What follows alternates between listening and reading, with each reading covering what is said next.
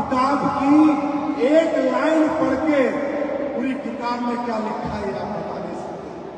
कामयाबी की तरफ एक कदम बढ़ा के कामयाबी कितने दिन में आएगी ये आप अंदाजा नहीं लगा सकते। कदम दर कदम बढ़ाते रहने पड़ेंगे। गिरते रहो, उठते रहो, चलते रहो, लक्ष्य देखो, वहां पहुंचना है। जब तक ना पहुंच जाओ तब तक भटक चलते रहो। है ना? यही होता है ना? अरे यही होता है ना? 18 साल में संजीव सर पहले दिन कामयाब हो गए। 18 साल में 18 बार गिरा हूं मैं।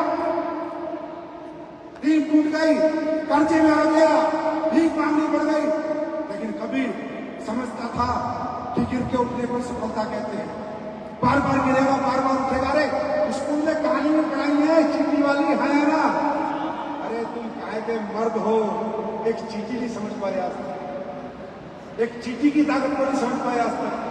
चीटी गिर गिर के चढ़ जाती है। ऐसे कुछ खड़ा पानी में इंसान के साथ ऐसे होता है। लेकिन ये कब होगा, ये कैसे होगा, ये जानना चाहते हो? जानना चाहते हो ये कैसे होगा? ये होगा फोकस से।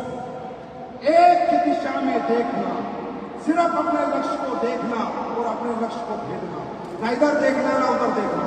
एक बार किसी ने पूछा, एक बार कोई बच्चा किसी महात्मा के पास गया और महात्मा से पूछा, महात्मा जी मैं सफल होना चाहता हूं लेकिन मुझे डर लगता है, हो पाऊंगा नहीं हो पाऊंगा, होगा नहीं होगा।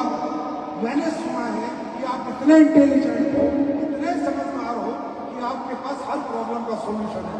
तो महात्मा जी ने बोला, हाँ बिल्कुल, मैं बता दूंगा बेटा तू कैसे सफल होगा। मैं बता दूंगा तू फेल हो नहीं सकता, 100% सफल होगा। तो बोलो महात्मा जी बता दो। बोला कल बताऊंगा। अगले दिन महात्मा जी उसको लेके जंगल में, चल बेटा जंगल घूमने चलते। जंगल में घूमने चले और उन्हें गुफा दिखी और उस गुफा में बोला, बेटा चलिए गुफा में घूमते हैं, जंगल की बड़ी खूबसूरत गुफा है। बच्चा बोला, हाँ महात्मा जी गुफा तो मैंने भी नहीं देखी थी, मैं भी जंगल की गुफा देखूंगा। महात्मा जी उसे गुफा में लेके गए और चुपके से बाहर निकल गए और आगे से दरवाजा बंद कर दिया। अब अकेली गुफा, अकेला लड़का, लड़के ने दरवाजा को धक्का दिया, दरवाजा नहीं खुला। लड़के को बहुत गुस्सा आया, ये महात्मा तो बड़ा बदमाश है, ये तो मुझे किडनैप कर लिया, ये मुझे मार ना दे। और उसका दिमाग बेचारे का एकदम परेशान, और वो चुप बैठ गया, सोचता था क्या करूं क्या करूं क्या करूं क्या करूं क्या करूं। थोड़ी देर बाद भूख लगने लगी, प्यास लगने लगी, दिमाग में अलग अलग विचार आने लगे। उसने क्या किया, फिर देखा कोई रास्ता है, देखा नहीं, चारों तरफ अंधकार है, डार्क है, गुफा में चारों तरफ अंधेरा है। एक रोशनी उसे दिखी सूर्य की, कहीं से आ रही थी। उसने देखा बहुत ऊपर से रोशनी आ रही थी, पहाड़ का गुफा पहाड़ के अंदर थी, बहुत ऊपर से रोशनी आ रही थी। तो उसे कुछ उम्मीद जगी, अगर इस रोशनी तक मैं पहुंच गया, अगर यहाँ जहाँ से रोशनी आ रही तो पक्का छेद होगा और मैं यहाँ से बाहर निकल जाऊंगा। एनी हाउ उसने कोशिश करी और वो कैसे करके क्लाइंबिंग वगैरह कर पुरा के उससे बाहर निकल गया। बाहर निकल के उसने क्या देखा, वो महात्मा जी ऐसे खड़े थे, हाथ लेके, आजा हाथ दे, नीचे आ जा। वो नीचे आया और महात्मा जी अब मुझे हाथ दे रहे हो, जब तक तुम गुफाएं बंद करके आ गए, मैं मर जाता भूखा प्यासा तो वहां तो कोई नहीं था। तो महात्मा जी बोला, बेटा तुझे सबक नहीं मिला कि सफलता कैसे आती है? तू सफल हो गया ना, तू निकल के आ गया ना? बोला वो तो मैं निकल के आ गया अपनी हिम्मत से। बोला तू अपनी हिम्मत से निकल के नहीं आया। नंबर 1 कारण, तू भूखा था, तेरी खुद की भूख थी।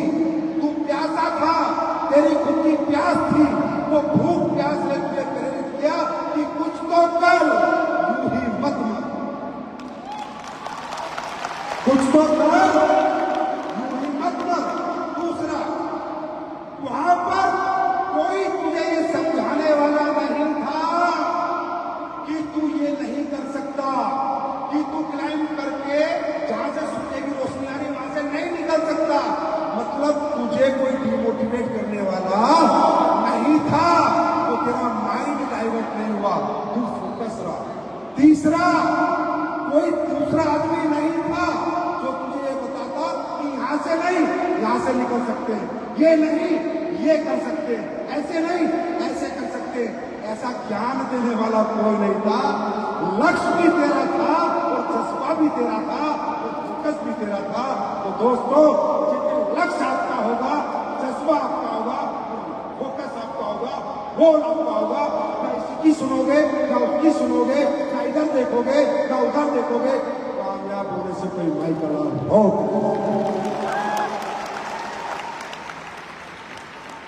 मेरी बात समझ में आ रही है? मेरी बात समझ में आ रही है? सारा खेल किसका? फोकस। किसका खेल है? किसका खेल है? सिर्फ फोकस। अगर आपका फोकस है, आप मत सुनो ना इधर की बातें, मत सुनो, आगे बढ़ो। इसी तरह एक और कहानी बताओ। एक बच्चा किसी आश्रम में गया कि मैं इतनी भक्ति करूंगा कि मुझे मोक्ष मिल जाए। वो उस आश्रम में गया, उस दिनों में उसका आश्रम समझ। वो आया महात्मा के पास, स्वामी जो वहां के सबसे बड़े ऋषि थे, कि ऋषि जी मुझे इस आश्रम में नहीं रहना। बोला क्यों बेटा? बोला ऋषि जी इस आश्रम में आप कहते हो लोग भक्ति के लिए आते हैं, मोक्ष के लिए आते हैं। यहाँ तो गुरुजी आधे लोग तो पॉलिटिक्स करते हैं, आधे लोग एक दूसरे की बुराई करते हैं, और बचे कुछ लोग मेरी बुराई करते हैं। कोई किसी के बारे में कुछ कहता है, कोई किसी के बारे में कुछ कहता है। मेरा मनी हानि लग रहा, तो बेकार जगह है। मुझे अच्छे आश्रम में भेजो जहाँ पर सभी लोग अच्छे मिले, पॉलिटिक्स की बात ना करें, एक दूसरे की बुराई ना करें और मेरी बुराई ना करें। गुरुजी ने बोला हाँ बेटा कोई बात नहीं, तू चला जाना, लेकिन चले काम कर दो छोटा सा। बोला बताओ गुरुजी। बोला एक चम्मच ले, इसमें पानी उन्होंने भर दिया कि इस चम्मच में पहले पानी भरा बेटा, एक चक्कर पूरे आश्रम का लगाया, इस चम्मच के पानी में से एक बूंद गिरनी नहीं चाहिए, एक बूंद भी गिरनी नहीं चाहिए, तेरा फोकस करनी चाहिए। वो बच्चा बोला अरे गुरुजी ये क्या बात है, नहीं आश्रम में जाने तो छोटा सा काम है, मैं करके आता हूँ। बच्चा गया, चम्मच ली, धीरे धीरे धीरे धीरे चल के पूरे आश्रम का चक्कर लगा के आके गुरुजी को बोला लो गुरुजी एक भी बूंद नहीं गिरी। बोला एक भी बूंद नहीं गिरी? बोला नहीं। अच्छा बोला जब तू चक्कर लगा रहा था तो किसी की बात तुमने सुनी क्या? अरे बोला गुरुजी अगर उनकी बात सुनता तो यहाँ से चम्मच पानी नहीं गिर जाता, बूंद ना गिर जाती।